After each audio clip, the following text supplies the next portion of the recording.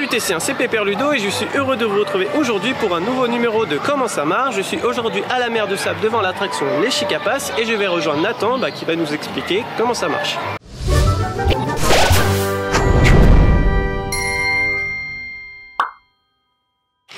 Donc nous nous retrouvons maintenant à l'intérieur de l'attraction Les Chicapas avec Nathan. Alors est-ce que tu peux te présenter un petit peu du coup à nos abonnés? Moi je suis technicien et responsable des services de nettoyage. La partie technique, je suis en priorité du Chicapas. C'est une très grande partie technique.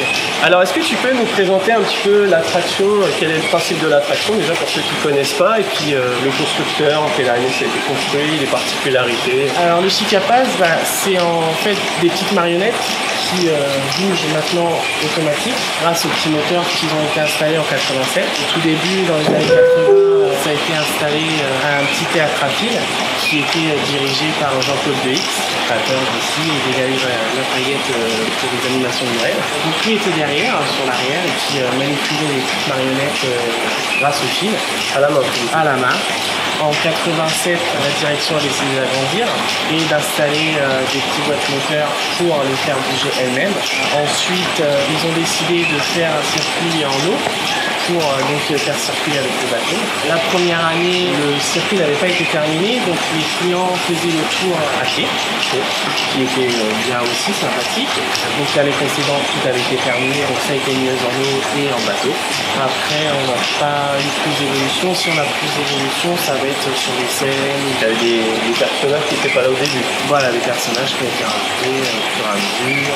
Le constructeur, c'est du coup la mer de Sable. Le constructeur, c'est la mer de Sable, ça a été fait en après. Du coup, tu peux nous expliquer un petit peu comment fonctionnent ces marionnettes? Chaque marionnette a son moteur. Donc, dans chaque moteur, il y a deux bras qui, selon la vitesse, articulent automatiquement et fait bouger les marionnettes en mouvement comme on veut. On a trois parties qui tournent dans tout le circuit, une au début, une au milieu et une à la fin. Après, on n'a que des petits moteurs qui sont sur chaque marionnette, mais c'est la vitesse qui va changer. Et du coup, ils ont un mouvement, ils font tout le temps le même mouvement toute la journée. Toute la journée, ils font les mêmes mouvements, mais chaque moteur peut avoir une vitesse différente. Donc, si on veut mettre une marionnette qui est lente et une rapide à côté, on peut se le permettre. Ce qui est intéressant sur l'attraction, c'est que c'est pas des animatroniques, donc j'imagine que ça doit coûter quand même moins cher, donc pour un petit parc c'est bien, mais ça n'empêche qu'il y a quand même des beaux mouvements. Du coup, en termes de maintenance, est-ce que du coup ça a un coût assez réduit ou c'est quand même assez complexe? Ça dépend. En fait, les marionnettes sont quand même anciennes, car elles sont là depuis le début. Après, on change tous les ans certaines scènes, certains vêtements, mais en saison, nous sommes obligés, on a les câbles qui peuvent lâcher, parce que malheureusement, le mouvement toute la journée, le câble peut lâcher, donc on change. Après, les marionnettes, elles peuvent craquer malheureusement, le câble peut s'arracher au niveau de la piqûre du câble, donc on est obligé de faire la réparation. Après, on a Jean-Claude Deix qui nous aide aussi, qui est là pour nous aider en cas de besoin. Au quotidien, c'est surtout des câbles à changer, c'est ça? C'est des câbles, des moteurs, après ça peut être un peu de couture, mais principalement ça va être les moteurs et des câbles. Donc les câbles, c'est en quelle matière? C'est du nylon. Comme le pêche, quoi. Tout à fait. Okay. Est-ce que ça arrive que les visiteurs ils touchent au personnage, et ce qui fait que du coup il y a des ficelles qui cassent?